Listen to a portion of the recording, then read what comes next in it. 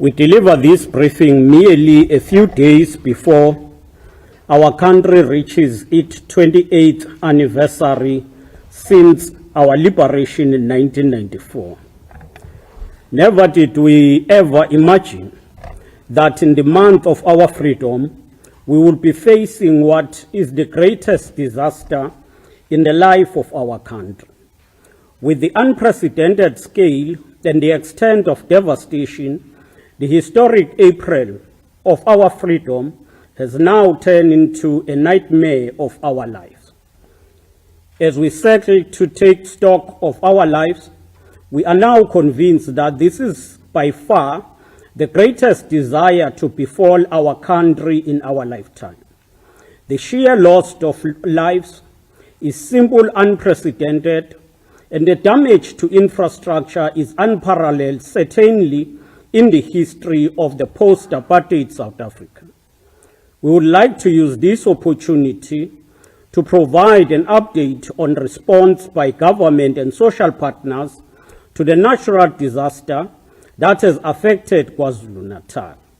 We are mindful that this update may not necessarily bring comfort to many families that are still yearning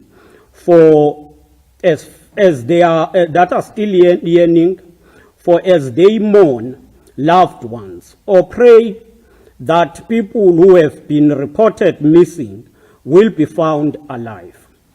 Once more, we offer our condolences to those who have suffered such personal and immeasurable losses and have undergone these traumatic experiences. We also offer families and communities our assurance that we will continue to support them in these dark hours.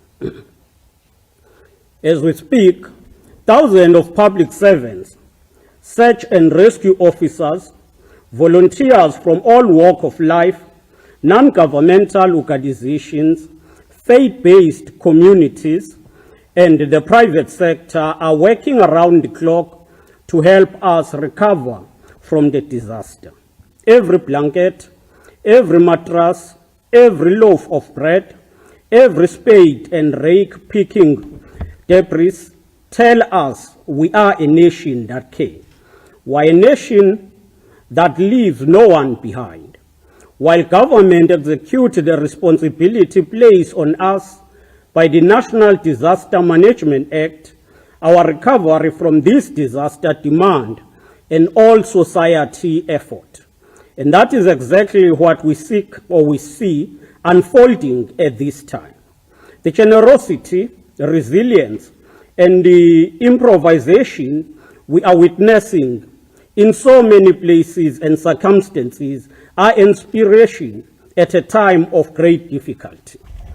A few days ago, we said our final goodbyes to a police officer by the name of Sergeant Busisiwe Njahe, who met an untimely death during a search and rescue operation. We equally convey our condolences to the family of one of our municipal employees who was shot yesterday while on duty at a water filling point in Ottawa. We salute all our brave patriots who are ready to sacrifice their life in service to the nation. Your courage, service, and spirit inspire us all to be better human beings, and that to serve others is the highest demonstration of patriotism.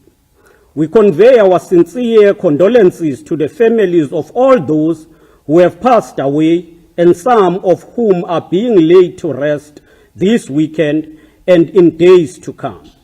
The Provincial Executive Council has deployed all members of the Executive Council and mayors to our district to offer support during the funerals that are currently being held in honor of the departed. These gatherings were graced by the Premier, MECs, and mayors who, on behalf of government, have been there to convey the sympathies of our government. With regard to moving from a provincial to a national disaster, on the 13th of April, the flooding was declared a provincial disaster, but given the extent and the impact of the floods, the designation of a provincial state of disaster was deemed inadequate to deal with the required reconstruction and rehabilitation program. As President Cyril Ramaphosa indicated in announcing the national state of disaster, the impact of floods is too huge. On the operations of the Durban port, the operations extend far beyond KwaZulu-Natal. As the busiest port in Africa, the port of Durban serves not only KwaZulu-Natal, but South Africa's economic hub, including Gauteng, the country as a whole, and the neighboring countries. Furthermore, yesterday, following our written request to the National Minister of Transport, Minister Fikile Mbalula, the toll booths at Tongat and Umvoti plazas have now been lifted in order to ease the burden on the motorists who are having to pay extra and are being diverted and thus also being delayed.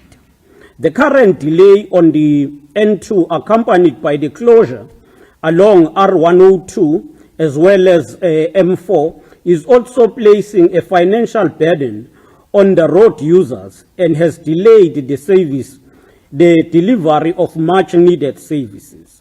We welcome the Minister's decision, which is hailed as a relief by motorists and the NGOs and community-based organizations in the province. With regard to the overview of the provincial incident numbers of death as revised down, the greatest impact has been on human beings who have passed away and who have lost their lifetime investment in a matter of 48 hours. The greatest cost of this disaster has been in infrastructure which has been destroyed. As we rebuild the physical environment around us, we must accept that it will take longer and a much more nuanced program for us to rebuild and restore hope and trust among the victims and the survivors. As of today, 17,438 households have been affected by the disaster, wherein 121,687 people were affected. Sadly, 435 people lost their lives, and to date, 54 are still reported missing. A total of 6,278 people are currently homeless, and 55 people were injured as a result of this disaster. The number of those who remain in shelters is 7,245 people in eThekwini, 245 people in KwaDukuza shelters, and the rest in Umzumbe, Reinkonyeni, and Umduni. While the shelter residents receive mattresses, hot meals, and vanity packs, which are being provided by SASSA and DSDs and NGOs. We wish to take this opportunity to appreciate the donations from the people and government of Mpumalanga province in a form of blankets, water purification sachets, and mattresses. We also wish to thank SASOL for donation in support of the affected families. As we indicated earlier, many families have started laying to rest the remains of their loved ones. A task team has been established to coordinate support provided by government to bereaved families and those affected by the disaster in various municipalities in KwaZulu-Natal. Allied to that, a disaster burial policy was adopted by the Provincial Executive Council on the 17th April 2022. In this regard, we appreciate the contribution by AFBOP, which has set aside 3 million to assist with burial costs of about 150 people. We are also heavily indebted to the Motsepe Family Foundation, which has generously donated 30 million to be used largely to cover the burial cost. To support the effort of normalizing the situation and the environmental impact after the floods, COGTA, together with municipalities, is implementing a cleanup campaign in the affected district.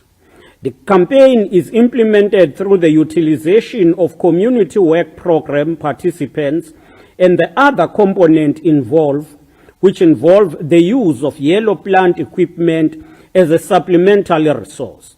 The campaign commenced on the 19th in Uku, eThekwini, iLembe, King Cetshwayo, Amajuba, and Umgungundlovu, and is proceeding very well. With regard to rehabilitation and reconstruction, human settlement, to start with.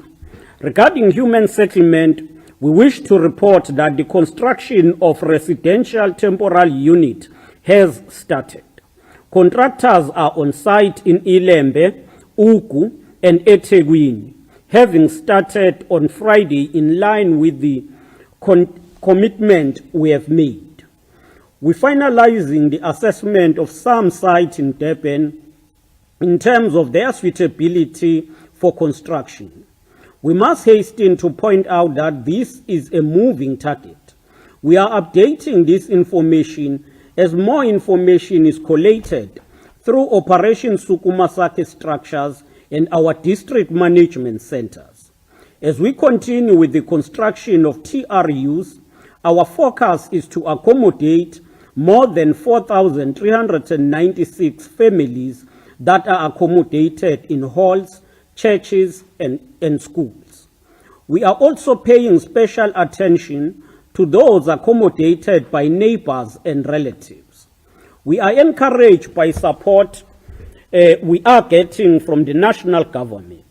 An integrated approach involving 3 spheres of government is assisting to ensure speed and efficiency in the intervention.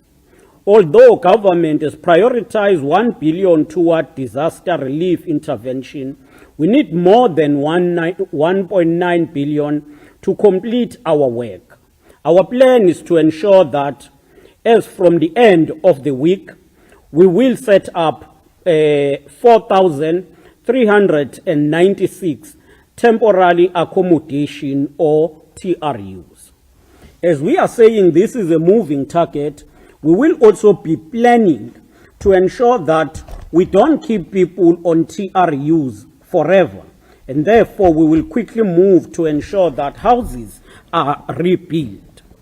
With regard to transport, SANRAL, working in partnership with the department and affected municipalities, has already dispatched its consultants to conduct assessment on our strategic routes such as M4 in eThekwini, R102 between eThekwini and KwaDukuza, R102, GJ Crooks, Ntuzuma Access Road, Tendele Drive, which is P457, among many other strategic routes that are being considered.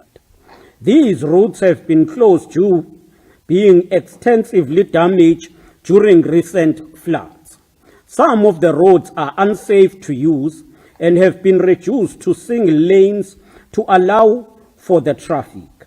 Their consultant have begun conducting assessment to determine the extent of the damage on our road network so that the necessary interventions can be determined to speedily fix these routes.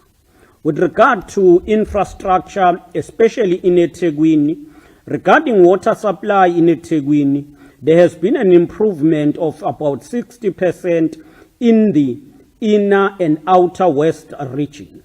The central and north have improved by 50% and 40% respectively.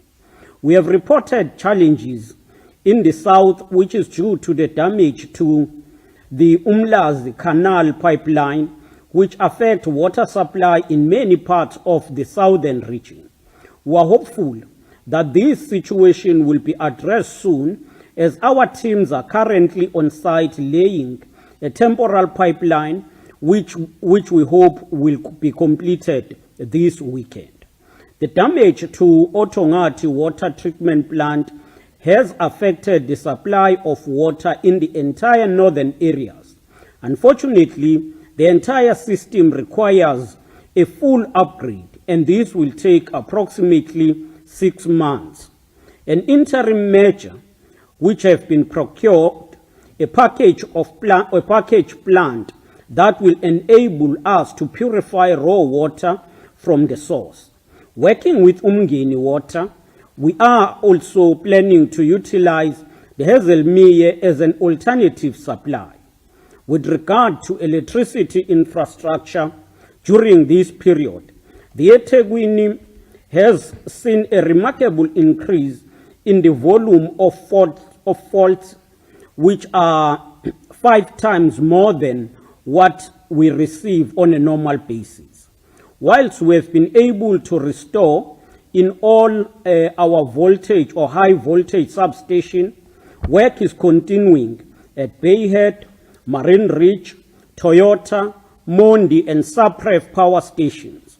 In Marine Ridge, our teams are still assessing the extent of the damage after the power station caught fire on Tuesday evening. At Toyota, the processing of cleaning the power station and the testing has been completed. The process of replacing damaged cable at Mondi and Sapref is moving with speed, as we have already issued orders to contractors. Once procurement has been completed, the municipality will be able to replace the cables within 14 days. Compatriots, while refuse collection has resumed in all business premises, we are still having challenges in accessing some households where road infrastructure is still being repaired.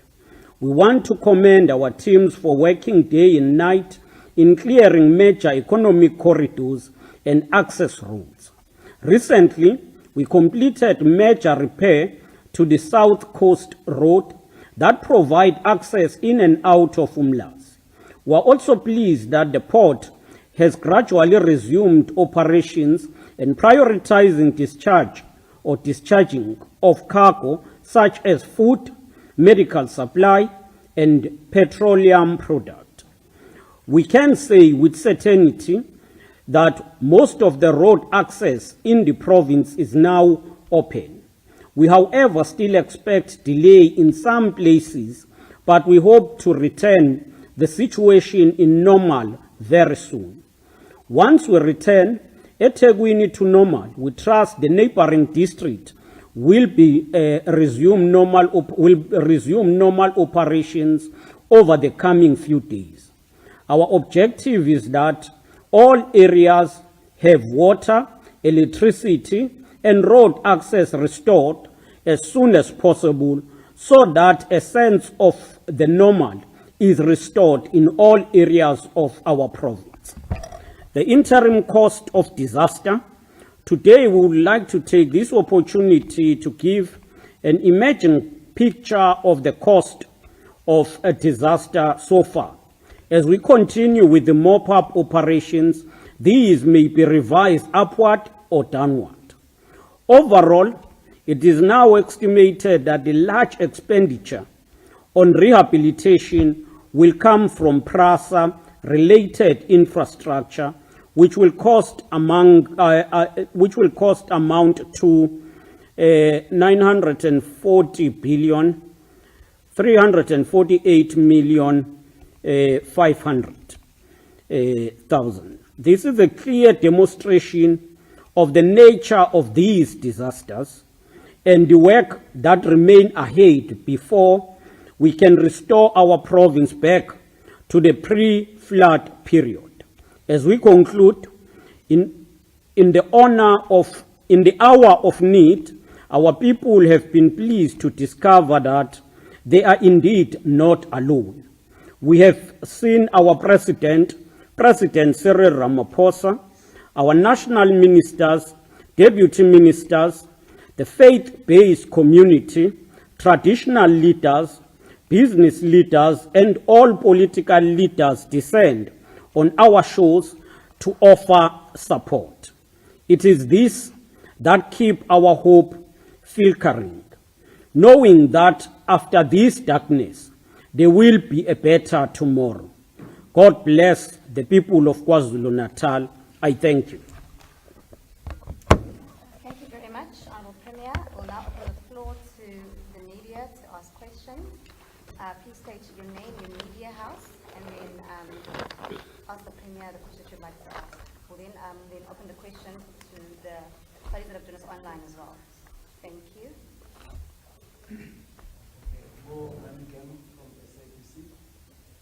Premier, I saw you last week, you were at the command center, and this also last week I went to a community in Nanda that was saying that some of their loved ones have still not been found.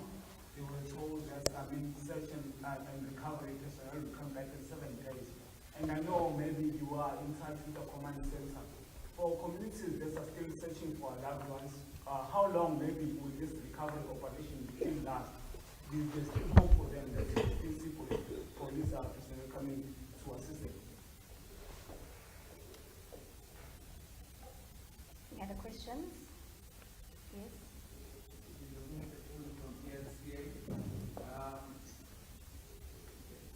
I'm just trying to understand the timeline for the water and electricity infrastructure. We do know that there is some type of the senior sector is being installed, but we just want to get a timeline of when people will expect to have water and electricity.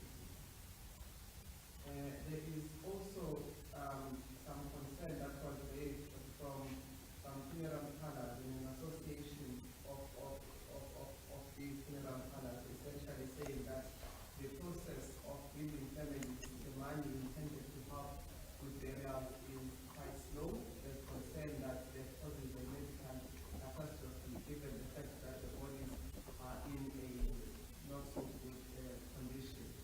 So we just also want to ask about that, perhaps an update in terms of how many families have been processed and if that is moving swiftly. We also just want to get a sense in terms of the official that was asked down. We do know that police are on that case, but is there any update around that? Thank you.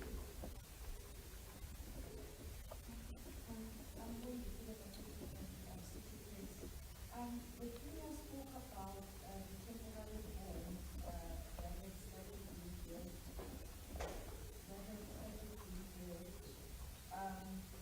Can you maybe tell us where exactly are the areas that you spoke to the Premier and the people who just say which areas? And you also spoke about paying attention to people who are staying with relatives and neighbors. How is that happening? Because you've spoken to people who are basically in limbo, don't know if to pay for, they don't know whether to go to the councillor. How can people, what can people do if they have all their hands? Where should they go? And also on the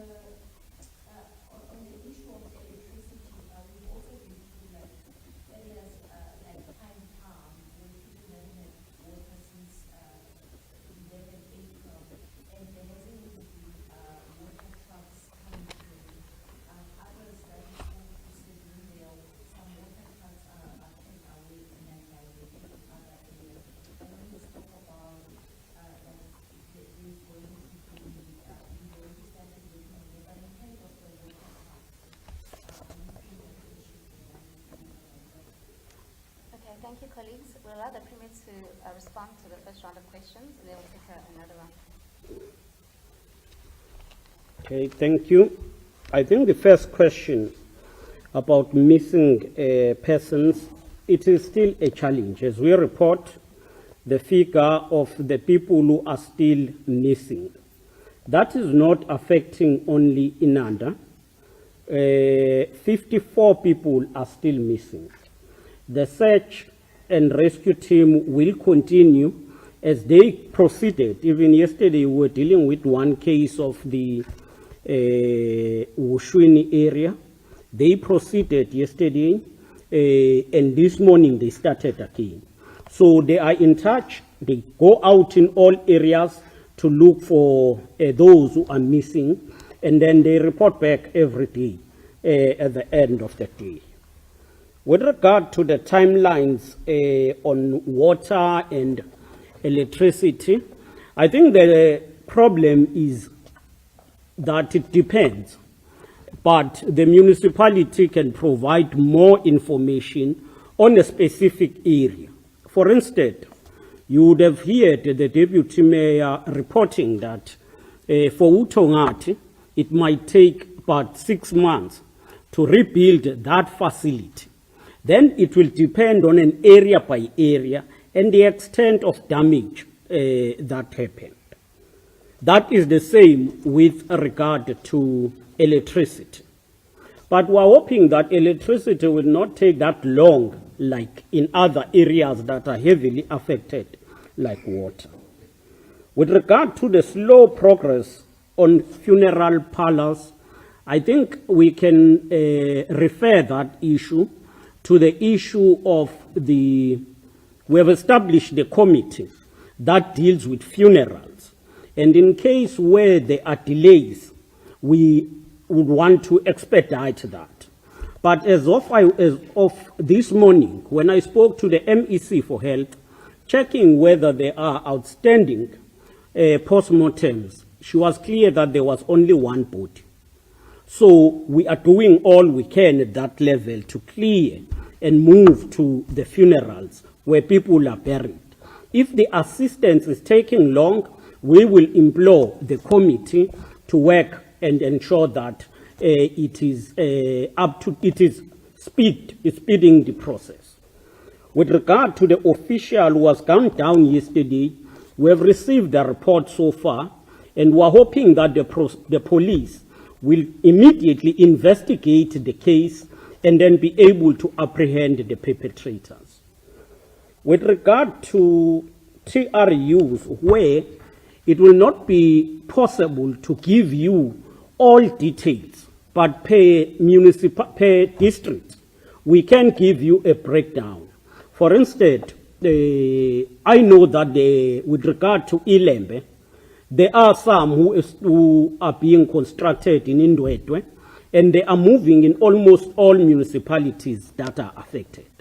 So in this regard, your TRUs are built parallel to the affected communities. Where you've got a temporary facility housing people, we then look for land and build the TRUs. With regard to those who are staying with their relatives, we will get them through one reporting. Where do they report? They report to their councillors.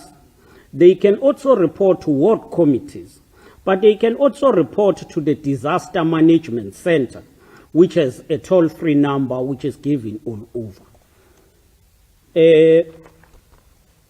Water tankers, that should be handled with the municipality.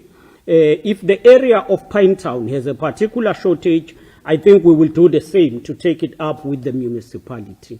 Because the deputy mayor was speaking this morning and unpacking the plans of the municipality with regard to water issues. Thank you.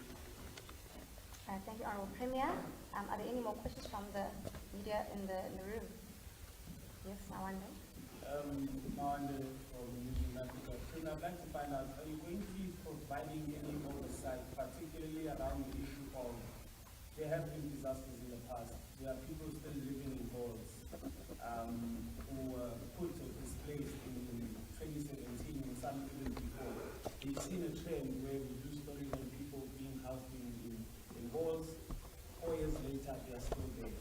As a premier, to try and rectify this, considering that this situation is like none other we've experienced, are there any plans on your part to ensure that while the TRUs will be used, there is a time frame to say we need to move people out and not have this becoming a permanent fixture? Yeah, you can take all questions. Colleagues online, can you please also raise your hands if you have any questions?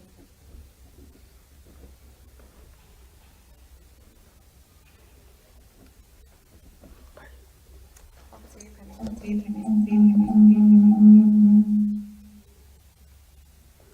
Thank you. With regard to this issue of oversight, before it, let me start by saying, when we started as the sixth administration in 2019, one of the targets we set for ourselves was to build houses and move all people who are in transit camps. We still have a plan, and in the SOPA, the State of the Province Address, I detailed the plan as to what is happening to ensure that before 2024, all of these, not the transit camps per se, are completed, finish, relocate people to proper houses.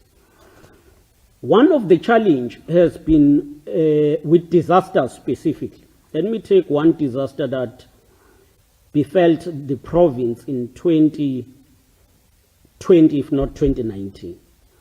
It took almost more than a year or close to a year to do a thorough assessment to quantify the damage. Now, that one part, that is a delay. And then after that, you elevate to application. You apply, submit to national. So what is it that we've done this time? We have said to national, can you give us your expert? We also provide our expert. Together we quantify, analyze, do a thorough assessment and analyze the damage and quantify it. So we are expecting that within 6 months we'll be starting building houses. The concern you are raising is very serious. You cannot have temporary residential units becoming permanent. So we will move with speed. But another oversight will be provided by Chapter 9 institutions, such as your Human Rights Commission and the Public Protector. The team of the Public Protector is still in the province, looking on all damages that was caused, and I'm sure they will be following the process of rebuilding. But we are accountable equally to the legislature, which provide broadly the oversight. So we hope we will be able, at least within 6 to 8 months, start building houses. But that is dependent on the time of assessment. Thank you, Honourable Premier. If there are no other questions, can the Premier please just give a summary in isiZulu? Thank you. Sifisa ukuthatha lolu suku si-update abantu bakwaZulu-Natal ngesimo esibhekene naso salesi sibhicongo se-disaster ekhandwe yimvula ezinkulu. Silapha nje ngalenyanga ka-April okuyinyanga eyaziwa njengenyanga yenkululeko eSouth Africa. Sasingakaze silindele ukuthi ngalenyanga sizobe sikhala ngenxa yesimo se-disaster esehlele. Sifisa ukuqinisekisa kubantu bonke bakwaZulu-Natal ukuthi njengohulumeni senza konke okusemandleni ukunakekela bonke labo abakhahlamezekile bekhahlanyezwa ilesi simo. Sinikezela oblankethe, omatras, yiyo yonke into edingekayo uqinisekisa ukuthi abantu bayakwazi ukuthola at least ukuthi baphile kulesi sikhathi esinzima. Ey'nsukwini ezimbalwa edlule sibeke endaweni yakhe yokuphumula uSergeant Busisiwe Mtsheha osidlule emhlabeni ngokuzuma okukhulu ekwi-operation yokuhlenga abantu. Sifisa futhi ukuzwelana nomndeni wesisebenzi sakwamasipala waseThekwini odutshulwe washona izolo ekwi-filling station ese-Ottawa. Sifisa futhi ukuqhubeka sihloniphe amaqhawe nabantu bonke abazinikele ukusilekelela ekutheni sikwazi ukulekelela abantu abakhahlamezekile ngalesi sikhathi. Siyazi ukuthi imindeni eminingi siqalile ukubeka izihlobo zayo, yingakho nje OMEC nomeya bonke bekuma-district la emndeni ebeka khona izihlobo zabo ukuze sikwazi ukusapota leyo mndeni kulesikhathi sobunzima. KwaZulu-Natal iqale yadeclarwa njenge-province ekhungethwe isimo se-disaster esesigabeni se-province. Kodwa umongameli uqhubekile wa-announce ukuthi i-disaster esibhekene nayo eyohlobo lukazwelonke ngenxa yokuthi idlule nemphefumulo eminingi yenza imonakalo omkhulu KwaZulu-Natal. Omunye umonakalo uthinta iport esiyaziyo ukuthi ichweba leli laseThekwini alisevi nje iKwaZulu-Natal yodwa kodwa liseva i-economic hub yase-South Africa okubalwa iGauteng namazwe esakhelene nawo. Siyafisa ukubonga ukungenelela ka-national government, sibonga uMinister uMbalula wezokuthutha oqinisekisile ukuthi uyazwelana nomphakathi ne-suggestion or i-submission esiyenzile yokuthi ake kuthi ukumiwa ukukhokha kuma-toll gate amabili eyasemvuti nasothongathi. Akuwona wonke ama-toll gate amisiwe, kodwa ilawo amabili nakhona ingenxa yokuthi imigwaqo engama-alternative routes ibhidlikile ayisebenzi ngalesi sikhathi. Siyafisa-ke ukusibonga lesi sinyathelo sikaMinister. Ngokunjalo sibonge bonke abama-NGOs nomphakathi oburaiser lolu daba. Njengamanje isimo esibhekene naso KwaZulu-Natal ngokwenhlekelele, abantu abangu-17,438 amakhaya angu-17,438 a-affectiwe yilesi simo sale disaster. Abantu abangu-121,687 baye bathola ukuthi bakhahlamezeke ngenxa yalesimo se-disaster. Ngeshwa abantu abangu-435 balahlekelwe imphefumulo yabo, kanti abantu abangu-54 namanje abakatholakali. Ey'ndaweni la esingathi khona abantu ababekwe khona, singasho nje ukuthi abantu abangu-7,245 bakuma-shelters aseThekwini, kanti abantu abangu-245 bakwaDukuza, kuthi abanye balapha eMzumbe, eRenkonyeni naseMdoni. Siyafisa ukubonga inhlangano ezifana no-AFBOB eyinikelile ukuthi zizoxhasa ekulekeleleni imingcwabo yabantu abawu-150. Sibonge neMotsepe Family Foundation ngedonation ka-30 million elekelela futhi nayo imndeni ekudinga ibeke izihlobo zayo. Nohulumeni wakwaZulu-Natal u-adopthe uhlelo lokwazi ukulekelela labo abanezihlobo ezithe zadlula emhlabeni.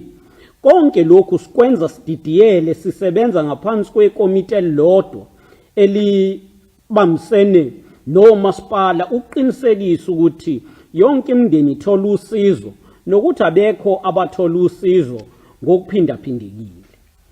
Abantu abaseyindaweni lezi zesikhashana ozokuhlala siyafisa ukuqinisekisa ukuthi kungekudala bazothola amakhaya ngoba sizokwazi ukwakha ama-temporal residential unit